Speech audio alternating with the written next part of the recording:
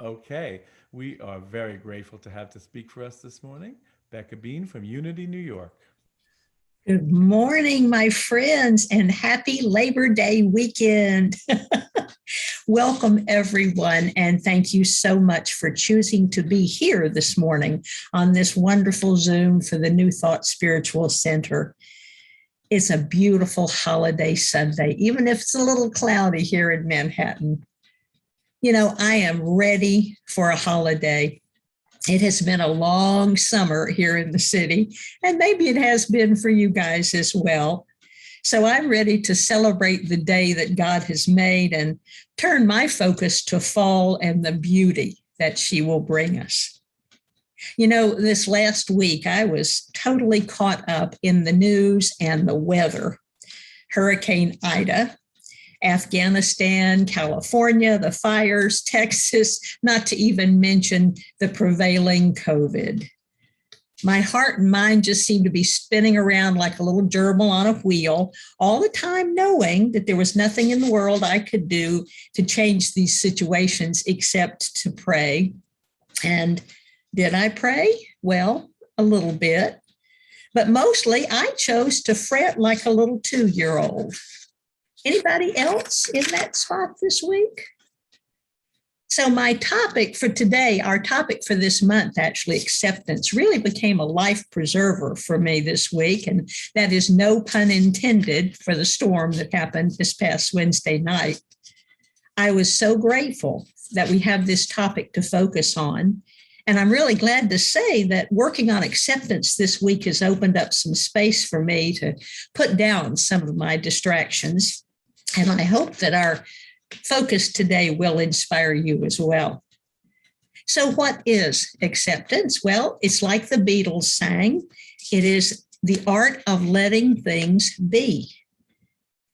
It's remembering that although conditions may not be exactly as we want them to be in the world, they are what they are. And once I accept this, as a recent daily word reminded me, I can be lifted to a space where I can see with a clearer vision and act with a compassionate heart. Knowing that all things are working together for my good, I can move with things just as they are and cooperate with opportunities as they unfold. The power of God is moving in and through every situation in my life, and I am moving with it. Now, sometimes we might want to argue about acceptance, saying that it's passive or that it's just giving up. But that is certainly not the meaning of acceptance. It never means passive resignation. It takes a huge amount of courage and motivation to accept what is, especially when we don't like it. And then to move forward, to work wisely with the circumstances that we have, to heal and to change what can be changed. Unity author and minister Robert Brummett teaches self-acceptance doesn't mean that we enjoy every experience. It's not the same as liking something. It also means that while I accept my current experience completely, I must act ethically and responsibly in the world. As we bring acceptance and kindness to each experience, the quality of that experience begins to change inside us. Love can take root, and we can find ourselves becoming channels of God's love and self-compassion. You know, Unity and New Thought constantly remind us to go within for our guidance, to go with what you know. And that usually reminds me to turn my thoughts back to the basics. Twice a week for a while now, we've been doing a prayer conference call at Unity of New York. And this past Thursday, I was praying with the call, and my ears suddenly opened to a line we've been saying like the last year and a half. It reminded me to go back and take a closer look at Charles Fillmore's 12 Powers. And the line was about releasing limited thinking. The power of elimination or renunciation reminds us that as we release old ideas that no longer serve our highest and best, We create a space for good that is always seeking expression as our lives. And this power also works really well with the practice of denial and affirmation. As I'm able to say no to dragging around my emotional baggage about fire and water and dis-ease, I deny that these situations have any power over me. And in this newly cleared consciousness, I affirm my power to use my intellect and my imagination, not for awfulizing the troubles of the world, but for good, using instead my creativity and discernment to actually be the change I want to see. When we change our thinking in a situation, remember that promise that we can see a clearer vision. We know what to do and how to do it. And you know what else I remembered this past week? I remembered that I need to practice acceptance every single day, just like my prayer practice, because spiritual practice brings a balance to my life and to all our lives like nothing else. And every time I use acceptance, I can release some of the doom and gloom I'm dragging around and get on with my life. You know, psychologists tell us that our brains respond to positive events like Teflon. Remember how those eggs just slid right out of the frying pan this morning? Well, we have a challenge in remembering the positive things that happen to us. It just slides right by us. But the negative stuff, we hook onto that like Velcro. Now, why in the world do you think we need to feel bad? We want to hang on to that. Well, even if we know how to feel better, even if we've been truth students and done this work for decades, change is really hard. And you know what? Sometimes we are just plain depressed, or we're ill or overwhelmed with life. Sometimes it just feels easier to stay stuck, even when it hurts. Even when I know in the long run, this behavior is not going to work out or end well. Sure, now there are some days when I would much rather stand in front of the refrigerator and look for ice cream sandwiches than to get up and go out and walk and talk with God about the challenge. But once in a while, I get a really good God reminder when I know that there is only one presence and one power in the universe and in my life, God the good. And I can actually snap out of it and look up and see some good. I got a great God reminder this week from TikTok, believe it or not.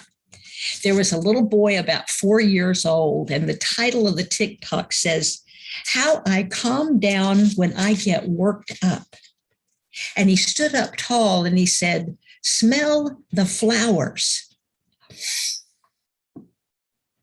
And then he said, "Blow out the candle." Smell the flowers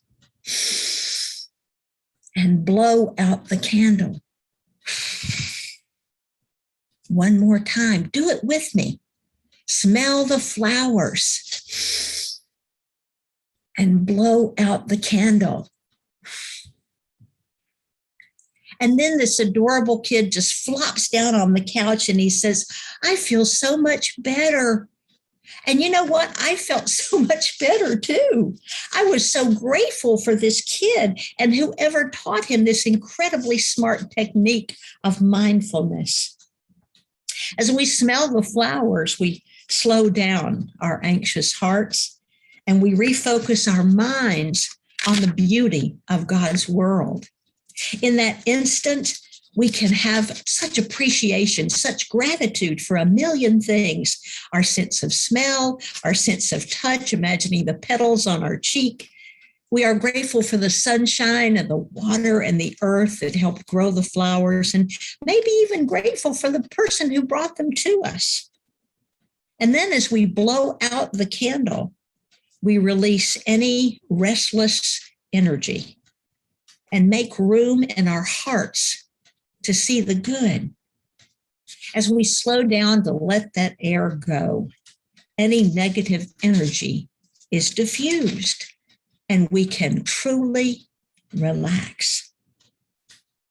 So now we are open and ready for acceptance. Then I can see that the sun is going down and the sky is beautiful. It's pink and red with a little bit of blue. And I remember there is a magnificent ripe tomato sitting right on the windowsill waiting for my supper. And then I can know that there is more than enough love to surround me. And it fills my heart, leaving no room for doubt that I am loved and I'm ready to accept it.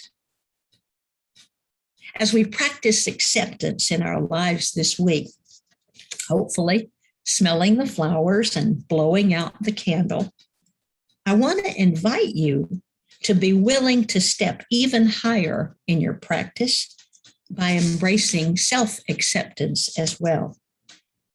Because when we remember that we are divine children of God, especially when the world seems so out of whack, we can acknowledge and appreciate ourselves as we move beyond the distractions of the world and closer to our higher potential. Spirit has already filled us with limitless resources to do great things. And deep in our hearts, every one of us on this Zoom service today knows that you are called for good. And that's a little bit scary because when you accept that mission, you have to act on it. In our prayers this week, let's stretch a little further, knowing and acknowledging that as we change our thinking, we are empowered to be more and do our very best. So take heart, be brave, close the doors and go within every single day and snuggle down with that image of Spirit surrounding you with love and peace. This week, accept God's peace and your infinite potential. Fill your heart with trust and hope, and rest assured there is no room for doubt. And so it is. Amen.